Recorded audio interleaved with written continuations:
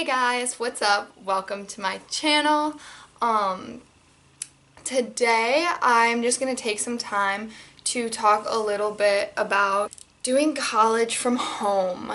I experienced it this last semester. I just finished up my sophomore year at Indiana University. Go Hoosiers.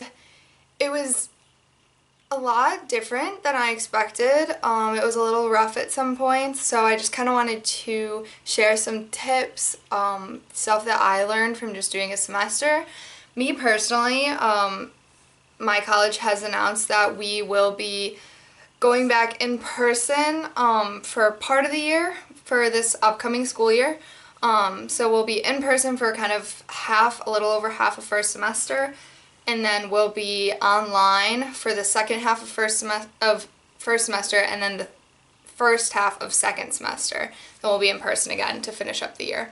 So for anybody that might be starting college and they have to be online, or anyone that struggled and doesn't know how to kind of make their online experience better at their schools from this past semester, this video is for you. The first thing I wanted to talk about is blue light glasses.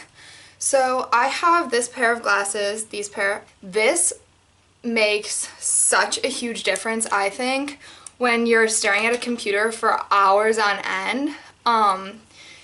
Because I know that I get headaches when I'm looking at a computer for too long, and my eyes start to hurt. They're like strained, and it's just really difficult to pay attention to class or kind of be productive and get your work done when you have a headache or you're just tired of staring at a computer. And those glasses make it so much better. I can stare at a computer for longer. It does not strain your eyes as much. And overall, I just love them. I know you can get some on Amazon that are like just blue light. They don't help you see further more or closer up better, but they do help you with just staring at a computer screen.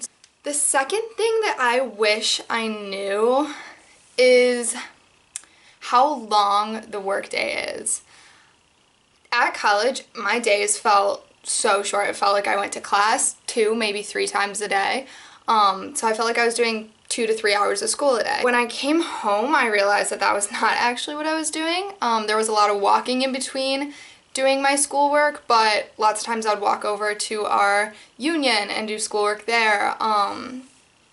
Or just walk back to my apartment and make dinner and do some homework at night. So it was split up a little bit more, but once I came home I realized that I was doing anywhere from 5 to 8 hours of school a day. And so on those longer days that were like 8-hour days, I would start school around 9 and I would go until like 5 with a little lunch break in there. So I wish that I had known that it would be this long. School for me was not easy once it went online. It pretty much stayed the same. So having, I guess, like the mental endurance to get through this day was something that I needed to build up. If your days do feel long, it's okay to take breaks. I learned that if I took a 15-minute break and sat on TikTok, scrolling through TikTok, or I went and ate a snack, or I just went and talked to my parents or my brother for a little bit, I came back to my schoolwork refreshed and I had more motivation and I was ready to go, rather than if I made myself continue sitting there struggling to pay attention and struggling to get my work done. Along with that sort of is another tip, and that is to have a planner. This is my planner. It's just pink. It's pretty plain. I have one that you can like refill the pages, which is really nice. So for example, this is what it looks like. So it's just, you've got kind of times down the side, the date at the top. I believe there's 3 days per page, and then you have like a to-do list on the side. So that's really important so that you don't miss deadlines, like papers, or you know when tests are coming up. Because that is very important while you're at school, but normally you'll have professors constantly telling you, you'll have your classmates talking about upcoming tests, and even your friends talking about like tests that they have coming up or papers that they have to write, which will remind you of your own. But at home, you're really on your own. and you just kind of got to do it yourself. So that was super helpful for me to remember everything that I had going on, because there was a lot of stuff. Another thing that I was lucky that I had the space for is my own workspace. I know a lot of people were doing school from their bed and in their bedrooms, and for me personally, I didn't want to do that. I like my bedroom to be for relaxing and sleeping and hanging out. I didn't really want to put that stress like into my room. So I ended up setting up another workspace, which I will show you guys. Okay, so this was the workspace that I had. My sister has kind of taken it over because she is working from here right now, but that's her monitor. I was just using my laptop, and then I had that lamp where that lamp is, and a bunch of school supplies down there, and a garbage can. So that was very helpful to have. And then the most important part are these curtains. So I could close these curtains when I wanted to work, and it blocked out some noise, which was really good, and it just gave me some privacy to do my school. Another tip, I don't even know what number I'm on at this point, is to keep a plan. So when I came home from school in March, it was my spring break and we just didn't go back. When I started doing school again, I stuck to my same schedule I had at school.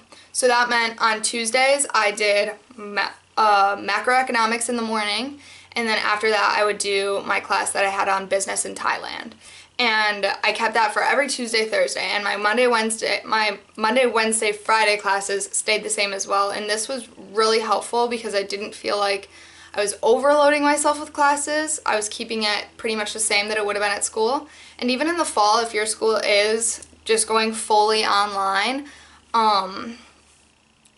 you schedule your classes and you see what your schedule is supposed to be, and I would highly recommend following that, because it'll keep a routine, it'll kind of keep you organized. I just think it's a really good thing to have that routine for your mental health as well. Alright, so obviously getting distracted is really easy when you're at home. I know for me, my mom would be talking to my sisters and I would want to be on the phone also with them, kind of be in on the conversation, or my brother would be playing video games and I'd want to like go get in on a game of Mario Kart or whatever. But staying on task is so important. Another thing I would do a lot is go on TikTok, and time would melt away with my scrolls. So something that I started doing was I had a picture frame on the desk that I was working at, and I would just put my phone right behind it. So it was like out of sight, out of mind, putting your phone away and making sure that you're not like online shopping or just going to random tabs while you're supposed to be paying attention to an online lecture, for example, is really important and really helpful, because then I felt like I was able to pay attention a lot better to what my professors were saying and grasp the information that I was learning a lot better. Now, my final tip is the most important one. It's so important. When I came back from being in person at IU, I felt very alone in my schooling. And I felt like, okay, I'm on my own. I gotta get through my classes. I gotta figure it out. I gotta get good grades still. And while that's all important, you also need to remember to ask for help if you need it. If you get stuck on something, turn to your classmates. Ask them for help. Ask them if they understand. Go through a couple homework problems with them. This was so helpful for me in my accounting class. Shout out to my accounting group. You guys know who you are. They were lifesavers for me because we could just talk through the content. And the other side to this is the professors. Just because you are not seeing your professors in person, maybe you've never met them in person, that's okay. They want to help. They are committed to making sure that their students are still learning and that their students are still doing well and grasping all of the information in the class, and they are willing to help. They are there for you, whether it's online or in person, and they care about you. Swear. I had this thought in my head when I went to college that classes were going to be so large that you would just be another number, and your professors didn't really care about students, because that's just what I heard personally. When I got there, I realized that this was so false. Your professors want to help you. They want to do everything they can to help you succeed. And also asking for help is good because you can start to build a relationship with them. And these people that are teaching these classes are amazing. They've had so much experience, they've lived so much life, and they have very cool stories too. So I would just highly, highly recommend reaching out to people if you need help, because they want to help you. So I think that that is going to be the end of this video, but please comment below if you have any other tips or tricks for online classes. I know a lot of people are in that boat right now and totally freaking out, especially people who are going to be freshmen. Shout out to you guys. Good luck. Follow these tips and tricks just to make you a little bit more successful.